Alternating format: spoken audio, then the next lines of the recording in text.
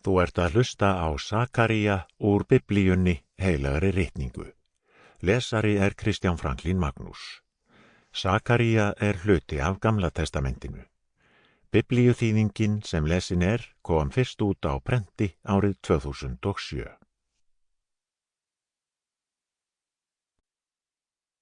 Sakaría. Fyrsti kafli. Í 8. mánuði annars stjórnarárs Daríusar konungs barst orð drottins Sakaría spámanni, syni Berekja Ídóssonar. Drottin var afar reiður forfeðrum ykkar. Segðu því við þá, svo mælir drottin allsherjar, snúið ykkur til mín, segir drottin allsherjar, þá mun ég snúa mér til ykkar aftur, segir drottin allsherjar. Verið ekki eins og forfeður ykkar. Til þeirra mæltu spámennirnir fyrrum, svo segir drottin allsherjar, látið af vondri breytni og illverkum ykkar. En það skeittu þeir ekki og daufheyrðust við mér, segir drottin. Forfeður ykkar, hvar eru þeir nú? Og spámennirnir, lifa þeir að eilífu?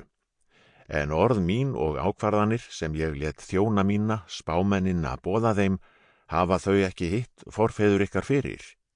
Snerist þeim ekki hugur svo að þeir sögðu, það sem drottin allsherjar hafði ákveðið að gera við okkur eftir breytni okkar og verkum, það hefur hann einmitt gert.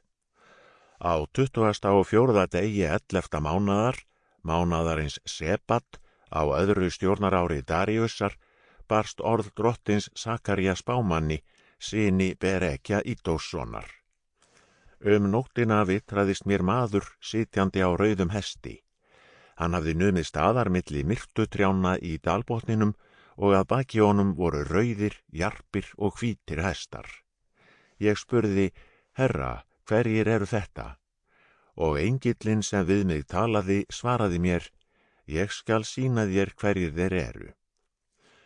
Og maðurinn sem hafði staðnæmst milli myrtutrjána tók til máls og sagði, þetta eru þeir sem drottin hefur sent til að reika jörðina.